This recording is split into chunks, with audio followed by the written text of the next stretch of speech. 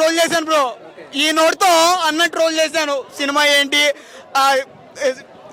Troll ఇప్పుడు అన్న fan బయటకు వచ్చేదండి బ్రో. ఇది ఇది ట్రూ ఇన్సిడెంట్ బ్రో. తెంగచ్చు కానీ అతి తెంగద్దు బ్రో. బ్రో ఎవరినంటారు బ్రో? బ్రో అన్న అన్న మాకు బ్రో. నువ్వు బ్రో ఏంటి బ్రో?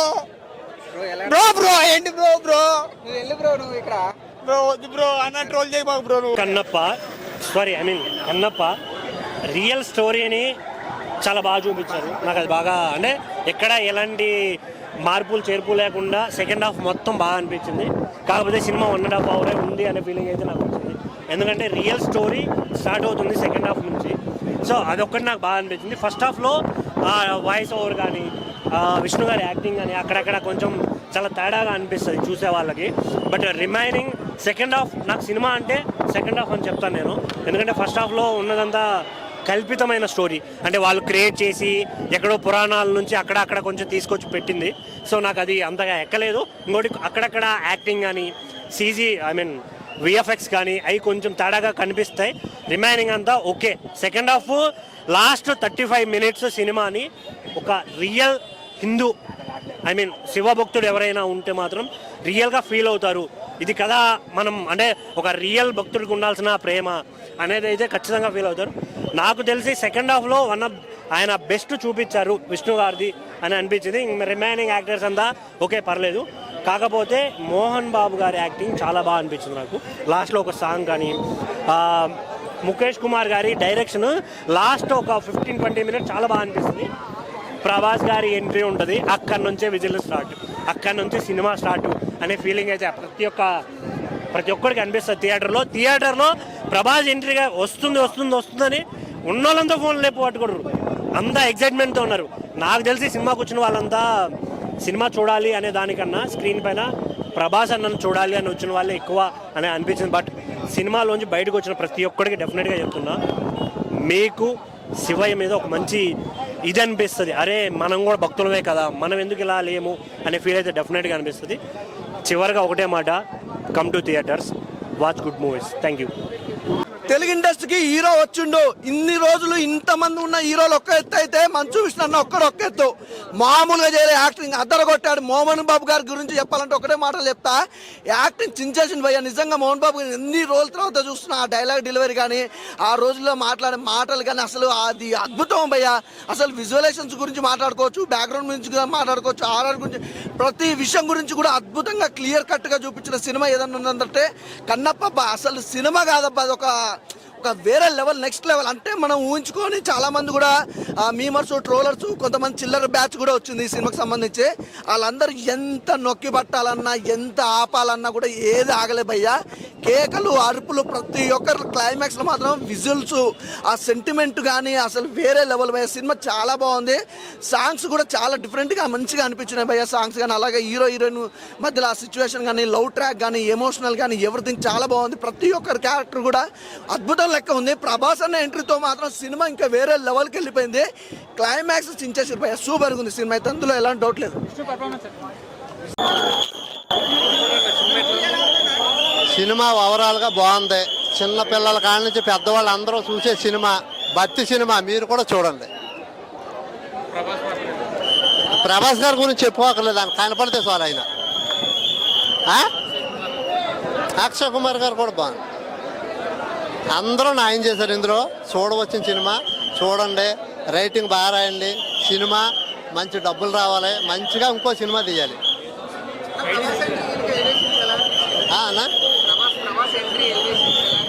ఇంకా ప్రభాస్ గారు కనపడేటప్పటికి ఇంకా అసలు సీట్ల మీద ఎవరు కూర్చోలేదు. ఆయన క్రేజే వేరు కదండి. లేదండి, భక్తి సినిమా బాగుంది. అందరూ చూడవచ్చిన సినిమా అండి. మరీ తీసేసి సినిమా కాదు. చాలా కష్టపడ్డారు అందరూ కూడా. బాగానే చేశారు ఇద్దరండి, బాగానే చేశారు. లేదు, భక్తి సినిమా అంత చాలా బాగుందండి. నేను ఫస్ట్ లో భయపడ్డాను, ఎందుకంటే 200 కోట్లు భారీ బడ్జెట్ కదా. ముఖేష్ కుమార్ సింగ్ అని ఆయన సినిమాలు కూడా తీయలేదు, పైగా హిందీ ఆయన ఎట్లా తీస్తాడు అనుకున్నాను. చాలా బాగా తీశాడు, ఎందుకంటే ఆయనకు అనుభవం ఉంది. టీవీ సీరియల్స్, ఒక రామాయణం కావచ్చు, ఒక మహాభారతం కానీ తీశాడు. అలాగే స్టీఫెన్ మ్యూజిక్ డైరెక్టర్, ఆయన కూడా మన టాలీవుడ్ కొత్త. గతంలో ఆయన చూసుకుంటే ఆయన మలయాళంలో చాలా సినిమాలు చేశారు మోహన్ లాల్ గారితో. మోహన్ లాల్ గారి రెఫరెన్స్తోనే వచ్చిండంట ఆయన. ముఖ్యంగా కన్నప్పగా మంచు విష్ణు అయితే చింపేశాడండి నిజంగా. ఫస్ట్ హాఫ్ కొంచెం స్లోగా నడిచింది, కానీ సెకండ్ హాఫ్లో క్లైమాక్స్ సీన్లో అయితే అదరగొట్టేశాడు 20 నిమిషాల ముందు. ప్రభాస్ గారు రుద్ర సెయింట్గా చేశారు, ఆయన కూడా చాలా బాగా చేశారు. ఆయన వస్తే ఇంకా థియేటర్లో ఒకటే అరుపులు. ఇంకా శివుడిగా మన అక్షయ్ కుమార్ గారు, పార్వతిగా కాజల్ అగర్వాల్ అందరూ బాగా చేశారు. మోహన్ బాబు గారు మహాదేవ మహర్షిగా ఆయన కూడా బాగా చేశారండి. చాలా బాగుంది. 200 కోట్లు భారీ బడ్జెట్, మ్యూజిక్ కూడా బాగుంది. శంకర్ మహాదేవన్ సాంగ్ కూడా బాగుంది. 5 భాషలు తెలుగు, తమిళ్, కన్నడ, మలయాళ, హిందీ అన్ని భాషల్లో రిలీజ్ అయ్యింది. ముఖ్యంగా సనాతన ధర్మాన్ని ఫాలో అయిన వాళ్ళు, మన హిందూ ధర్మాన్ని పరిరక్షించాలి అనుకునే వాళ్ళైతే ఖచ్చితంగా ఈ సినిమా చూడాలని నేను కోరుకుంటాను.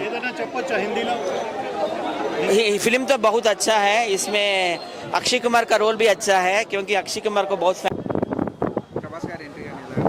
ప్రభాస్ గారి ఎంట్రీ బాగుండింది. చాలా హైప్ వచ్చింది అసలు మూవీకి. దానివల్ల అసలు సగం మంది ప్రభాస్ గారి కోసమే చూసారు అనుకుంటున్నాను. నేనేం ప్రభాస్ గారి ఫ్యాన్ కాదు, ఎవరి ఫ్యాన్ కాదు, నాన్ ఫ్యాన్గానే చూసాను.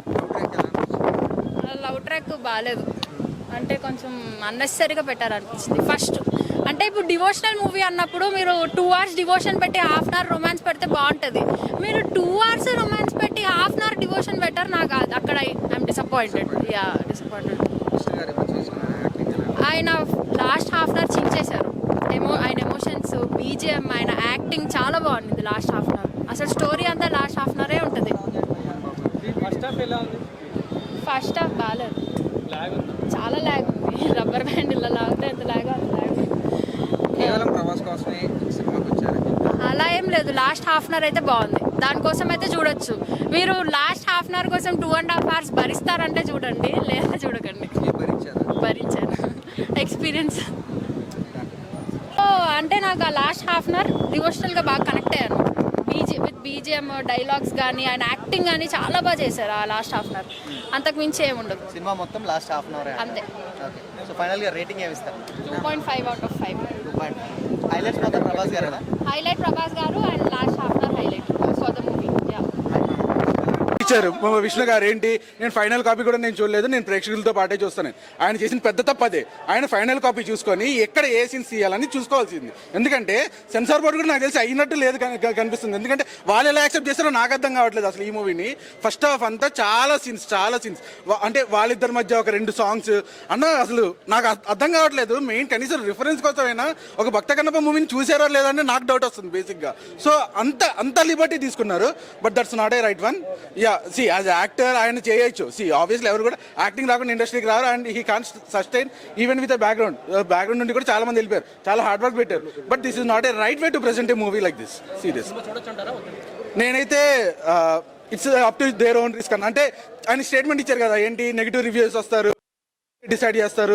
లెట్ ద ప్రేక్షకులు డిసైడ్ అన్న ఆబ్వియస్లీ. ఎందుకంటే నెగిటివ్ రివ్యూస్ అంటే ఎవరన్నా మేము ప్రేక్షకులేం కదా, మేము ఆడియన్సే కదా. మేము పొద్దున్న టికెట్ చింపుకొని వచ్చాం, కానీ మాకు ఏం ఫ్రీ షో అయ్యలేదు కదా ఇక్కడ. మేము వచ్చేది ఏంటి, మూవీ బాగుంటే 10 మందికి చెప్తారు అన్న, తినే ఫుడ్డే చెప్తారన్న, అది తినొచ్చా లేదా అని.